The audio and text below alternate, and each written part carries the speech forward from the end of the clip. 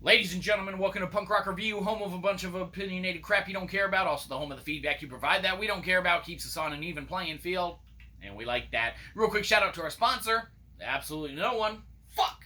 Feel bad and give us money. Anyhow, moving straight into it today. Today we're going to be talking about a product that's been on the market for, we have no idea how long, who cares, it doesn't matter. But of course today we are talking about the one and only Pergo Duracraft waterproof luxury vinyl tile. That's right. So Pergo Duracraft waterproof luxury vinyl tile. What can be said about this one? Well, first and foremost, hands down, if you're doing some flooring jobs and things of that nature, just to save you some time, man, it's not the worst product on the market. It's not the hardest product to work with at the same time. It's not the easiest product to work with. Review over, give us money, you're welcome.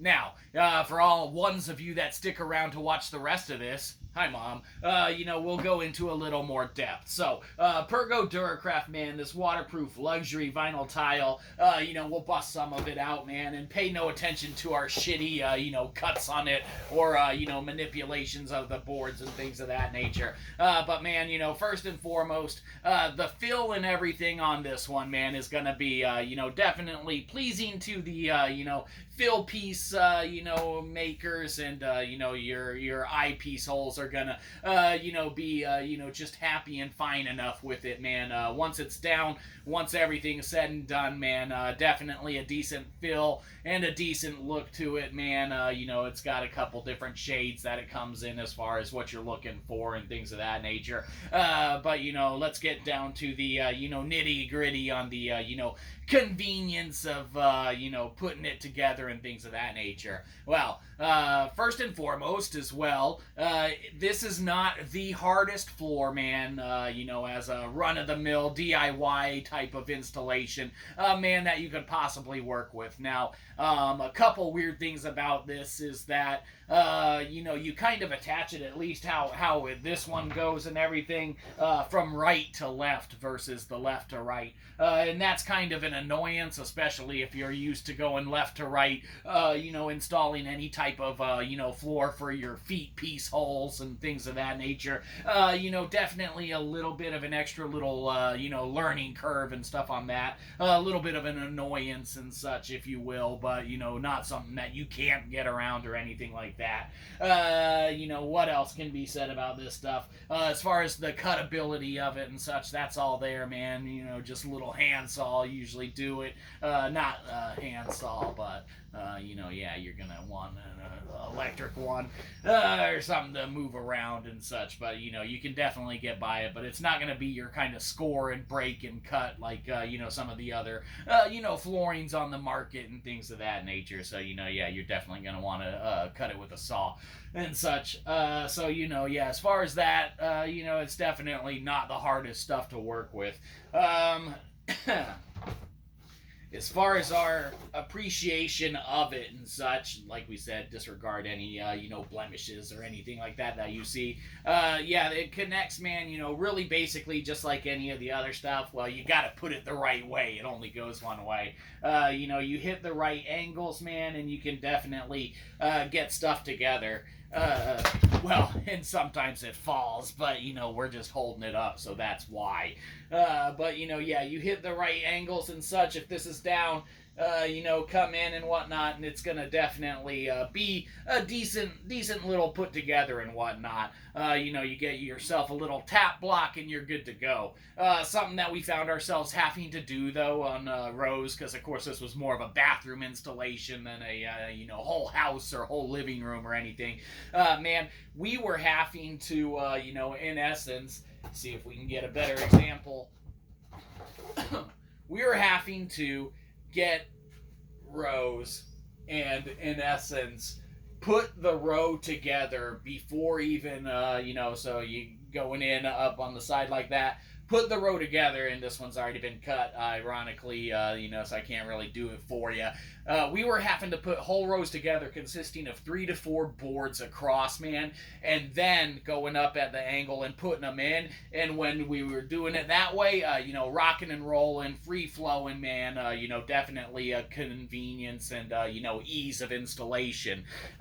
It's when we were having to do those, little last boards and having to hit those, just certain angles, man, from the side and then from the, top, that it is a little painstaking, and we don't even want to say painstaking, but that's where you're going to encounter more of your issues and such as far as the connectivity to it. But it's definitely not something that can't be done or worked around.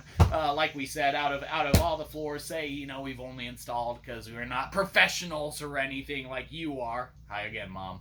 It's probably the second easiest, installation that we've had as far as floor type goes and whatnot. There's harder stuff on the market. Stuff that we've talked about in the past is harder on the market to, get exactly where you want. But Pergo, definitely a good product. Definitely something that we're not afraid to say we would use again. Definitely something that we would use again. Our only gripes are, we do wish it was from left to right, because, as far as the technique of interlocking boards properly, that way, we have a little more experience with and things of that nature. And, with that, our technique is kind of down to where we don't have to connect entire rows together before we attach an entire row to it. And if we were going, more than 3 of these boards across, more than 4 of these boards across, that would definitely be way more challenging and such than, just putting 3 of them together and then just laying that entire row at once, which really isn't how you're supposed to do it.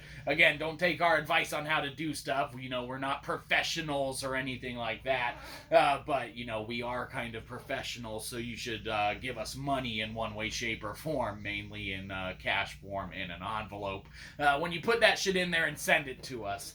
Definitely a good product. Definitely something we'd get again. Definitely something that we'd stand behind. So, Pergo, duracraft, what an awesome ass commercial that we've done for you. You should give us, I don't know, $13,000 for all these great words that we've said about your product, as well as for us having bought and purchased your product. You'll get a little bit of a return on there when our mom sees this and is like, maybe I should put some of that in my kitchen. It might look really nice up there. And, when we come up from the basement and our mom tells us, you better install this floor for me or you can't live in my basement anymore, then, you should definitely rectify that situation, Pergo, and you owe us $13,000. So, Pergo Duracraft Waterproof Luxury Vinyl Tile. What can be said about this one?